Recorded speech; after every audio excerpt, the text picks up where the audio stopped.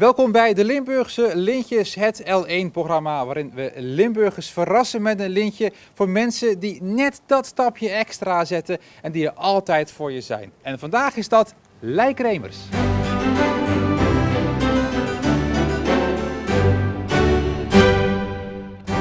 Goedemiddag, u bent de conciërge. Ja. Hallo, Ruud Hallo. van L1. U weet waar wij stiekem heen kunnen gaan? Ja, u gaat naar de kinderen toe boven Ja, van... ja. Het marcheren, hè? Ja, die zijn al bezig daar. Ik laat u de achteringang even binnen. Beetje zomer. Ja, ik weet het ook niet. Het is een leuke school. Ja. Deze week al veel scholen gehad, hè, trouwens. Dat is wel heel grappig. Hij weet van niks, hè? Helemaal naar boven. Ja. Pappatje op. Oh, als hij in het gemeenschapshuis zit. Ja. We doen dus alsof we een reportage maken over het marcheren. Goedemiddag. Hallo. Kom verder. Hallo. Goedemiddag. Oh, u was al begonnen? Ja. Wij zijn van L1 en we komen voor het marcheren. Dat is hier, of niet? Ja. Ah, hallo. Ik ben Lei. Ik ben Ruud, hoe heet u? Lei. Lei, oké. Ik ben Ruud van L1. En u geeft hier dus marcheren voor kinderen? Ja, de exercitieoefeningen en dergelijke. Tenminste, dat zijn we proberen om dat een beetje bij te brengen. Ja.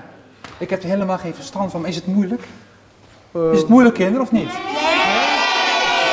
Nee! Doe even uw ding, dan ga ik even kijken hoe het moet. Geef 8, 1, links, 2, 3, 4, links, 2, 3, 4, 3, 4,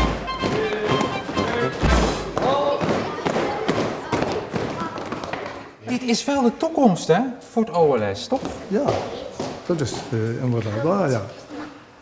Want zo bent u ook, denk ik, ooit begonnen ook? Ja, niet op school, maar ja, vroeger ging dat veelal met families. Hè.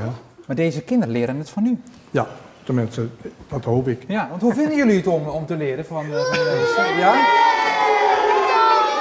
Nou, het is heel mooi werk wat u doet. En volgens mij doet u nog veel meer toch allemaal dan alleen dit. Of niet? Ja. Toch? Zullen we even Christine erbij halen? Want u denkt dat wij een reportage komen maken natuurlijk over wat u hier doet, hè, met OLS. Ja. Maar Christine, wie is Christine? Als er zoveel vrouwen voorbij komen. U bent Christine. Ja. U bent ook jarig vandaag. Dat Gefeliciteerd met uw Dank je wel. verjaardag. Daar komen we vandaag niet voor. Nee. Want we komen natuurlijk voor uw man, hè? Ja. Ja, en u wist helemaal van niks. Nee. Nee. Nee. En Nou, juffrouw zit ook in een complot. ja, die dus. weet ook van alles. Waarom denkt u dat wij hier zijn? Ja, gewoon een opname maken voor en ook naar andere scholen toe, denk ik. Dus over het kinderoverles. Ja. Meer zou ik even niet kunnen bedenken. Deze week maken wij een tour door heel Limburg. Zeg maar, in de week voor Koningsdag gaan wij op pad naar mensen die net dat stapje extra zetten, zoals wat u hier doet met die kinderen voor het OLS. Ik heb namelijk een Limburgse lintje bij me. En die zit hier in mijn binnenzak. En dan moet Christine even, want die moet even vertellen waarom, want zij heeft u opgegeven, zit in het complot, waarom u dat nou verdient. Ja, alles wat hij doet voor de kinderen hier, voor de schutterij, al 53 jaar. 62 jaar voor het zangkoor, 44 jaar Oud-Prins. Ongelooflijk. En dan verdient hij toch wel eens Ja. een keer wat.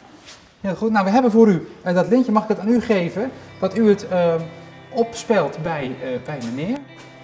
Het is een beetje gepriegeld. En dan kunt u misschien ook gelijk iets erbij vertellen. Lukt dat zo? Dit lintje verdien jij dubbel en dik. We gaan even applaudisseren, kinderen. Oh, goed.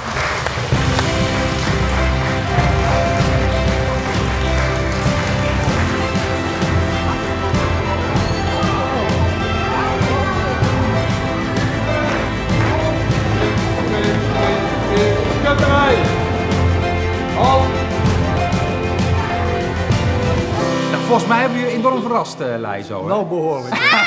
Alles ligt hier even stil. Dat mag ook wel, want jullie gaan straks verder. Wij zijn klaar. Kent u nou ook iemand in de buurt die net een stapje extra zet, die er net als Lei altijd voor iemand is? Ga er naartoe, hè. Geef ze een schouderklopje. Dit waren de Limburgse Lintjes voor deze keer. Tot de volgende keer. Dag!